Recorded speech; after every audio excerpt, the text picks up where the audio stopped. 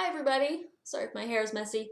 I just finished a nice morning of teaching. I had a very good morning and now I'm here to make some videos. So today's video I'm going to talk about different work from home opportunities. I always see these ads pop up on Facebook and you probably do too, but it says earn up to $500 to $1,000 per week staying at home, work in your PJs.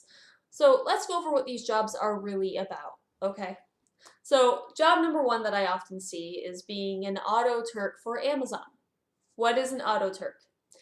I tried it out. An auto-turk is essentially a set of human eyes, i.e. you, and you go onto Amazon and you look at these documents, whether it's a receipt or a ticket, something, and you verify a piece of information that is on the ticket. And that's all you do. Um, when you log in, they don't have a set queue of jobs for you specifically. You have to look at the queue of tasks that need to be done, and you need to get it before somebody else. And while that seems okay, it's actually not because you're competing with so many other people and these tasks range in price. So oftentimes you're looking for like a task that will pay you 10 cents instead of 1 cent.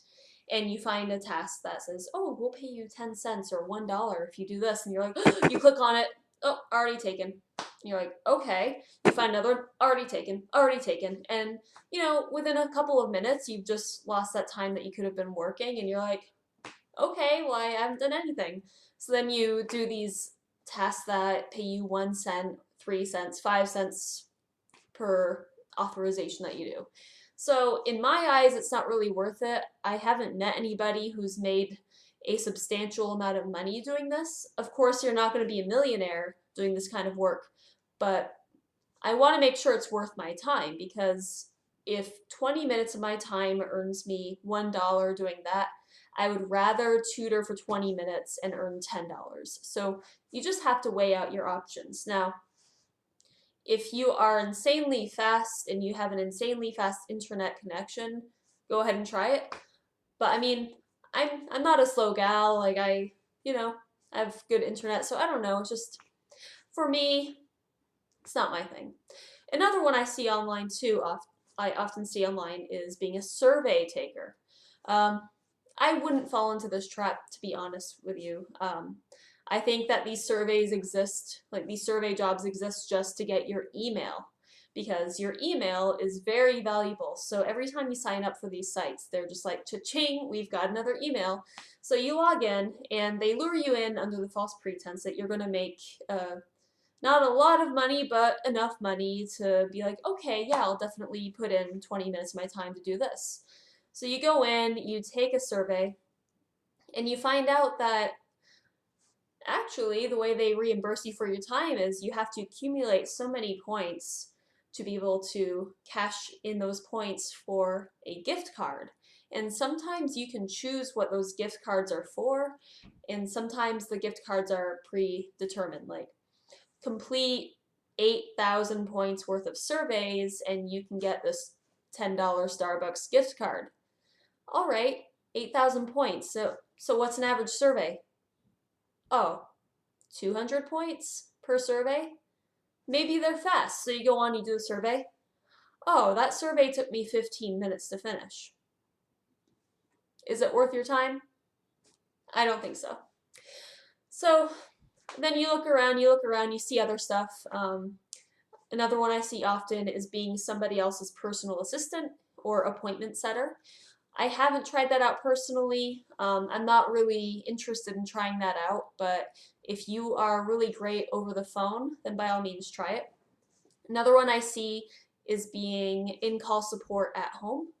I personally don't like that line of work. Last year, I actually got a job as a travel counselor at American Express. Here we go, these falsely advertised things. So last year, I was living in Phoenix, Arizona, and I saw this ad on Indeed, and it said, ooh, be a travel agent, or they call it a travel counselor at American Express. You get this fantastic job of booking these flights and meeting these cool people, blah, blah, blah. So, I go, and I will say they had a very good training program. You're trained for 2 months By the way, this isn't at home, but if you stick with this line of work, there is the option to work from home doing this line of work. Again, so I personally didn't like it. When we were finally on the floor, you are in the building from 8 to 9 hours a day. I think it's like 9, right? My shift started at 9 o'clock. I was supposed to finish at 5, but oftentimes people stay a little later because the calls you take, they can sometimes take a long time. So you're not just there booking flights and helping people plan these fabulous vacations. You get people who they need to update their information on their American Express credit card, and you often encounter this really annoying situation where you're like, hello, thank you for calling American Express, this is Brittany, how may I assist you today? And it's somebody's wife, and I'm sure this happens with husbands too, but what I encountered a lot was somebody's wife.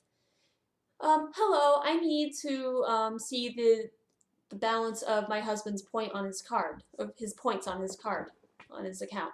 So I'd be like, okay, so I look at the husband's information and I see that he has not officially set up somebody else to be on his account to know his private information. So, I would always have to have that really painful and annoying and awkward conversation. Oh, I'm sorry, but it looks like you're not listed under his account. So the only way I can share this information with you is if your husband will call in, answer some verification questions, and then we just need to authorize you through him.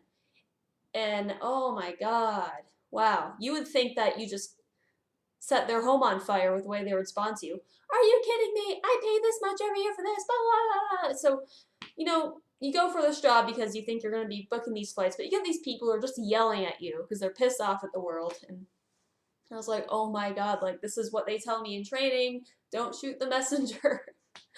I had one lady who was just livid one time because like she was calling for the black her husband had a black card, but I was only verified to work with platinum cards.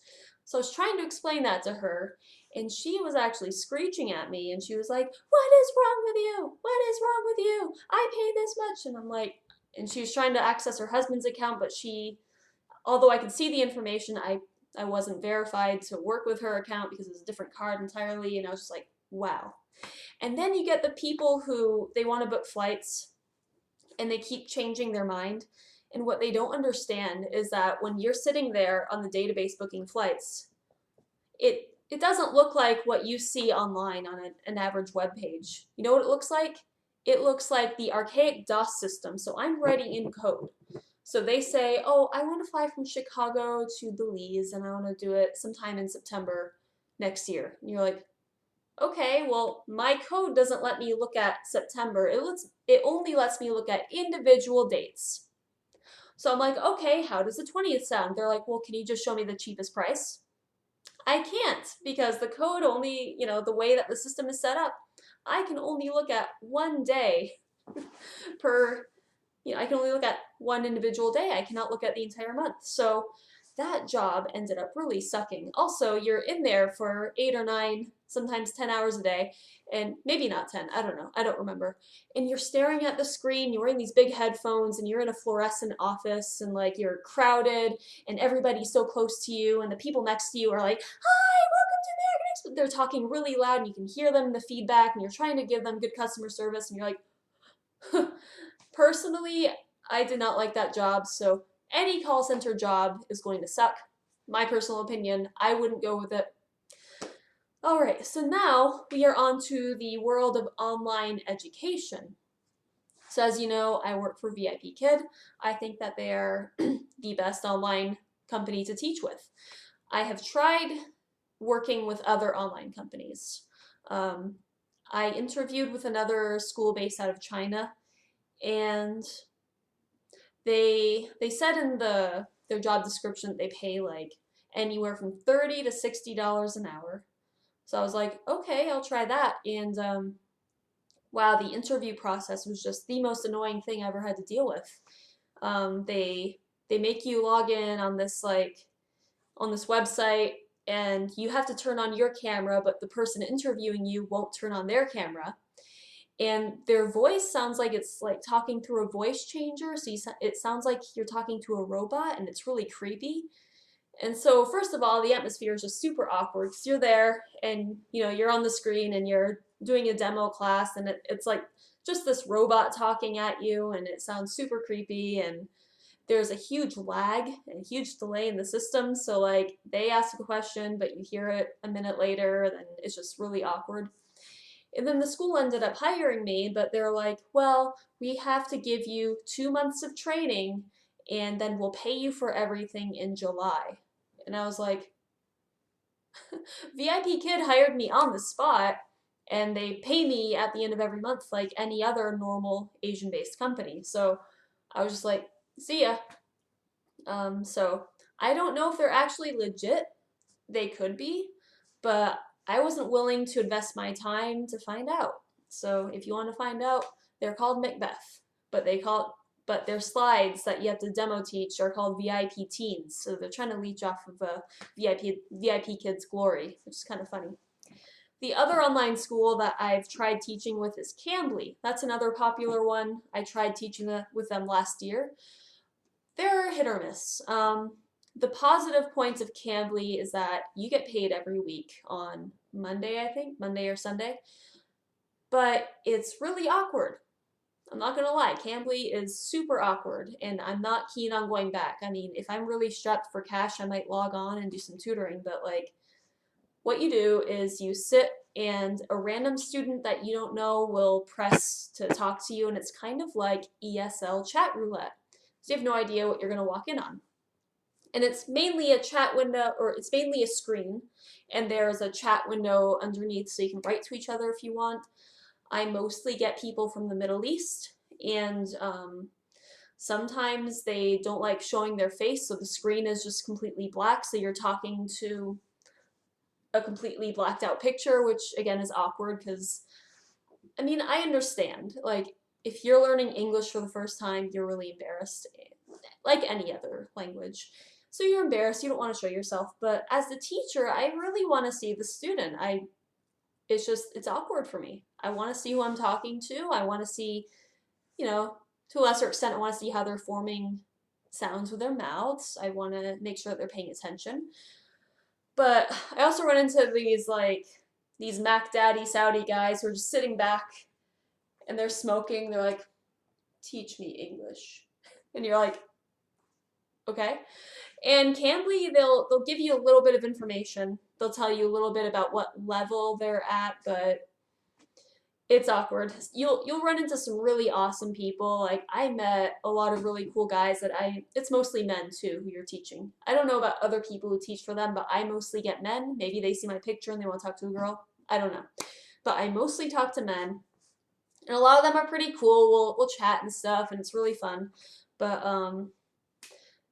I don't know, sometimes it's just awkward because you run out of things to talk about because the way it works for the students is that they purchase like per minute. So if they put in like $50 and they get like 1,200 minutes of talking or something like that.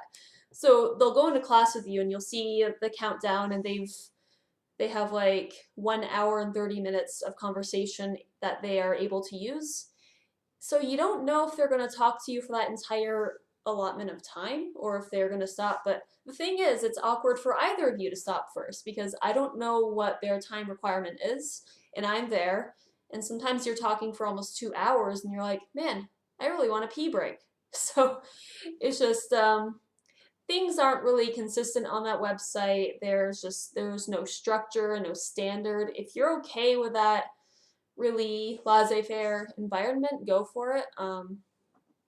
But I mean, you will encounter these people. You will encounter some people who have like absolutely zero English language capabilities. And when you're going in and you don't have a curriculum to refer to, and you're just like Cambly will give you a set of like articles online that you can link to. That's it. So you're just kind of sitting there and you're watching some 30-year-old guy read that doesn't know any English, and you're trying to correct his pronunciation as often as you can. And you can tell that he's not having fun and you're not really having fun. So you're just like, this is weird. And it's only $10 an hour. So, I mean, that's pretty good for working from home, but it requires some lesson planning on your end, but that's difficult because, again, you're going into the class blind. You don't know who you're teaching. You don't know what they want to practice. You don't know their English level and their ability. So they go in and they're like, I want you to explain to me what gerunds are. And you're like, I haven't taught that in a long time. So you're trying to research it while you're in class. So it's just like there's no prep time, and some of the students just like they expect you to be perfect and to know everything, and you're trying to look at it while you're in class and you can see that they're not really impressed that you're doing that. And I personally don't go on there anymore, but yeah, so that's why I stick with VIP Kid, because it is consistent. They have standards. The classes are 25 minutes. They have information about every student, and you're going in and teaching a certain class that you can become familiar with. So it's just head and shoulders above any other work from home opportunity that I've seen. But that's about it. Like that's what I've encountered for online work. My advice, if you really want to work online, just you need to find your passion. You need to find what you're interested in or what you are skilled at. And what you need to do after is continue to develop those skills. Because if you don't have any skill set to show the person who's hiring, then obviously you're not going to be hired. So if you're really interested into getting into curriculum development, what you need to do is just you start from the bottom and work your way up. So go to upwork.com, freelance yourself, take the really low paying jobs and just slowly develop your skills.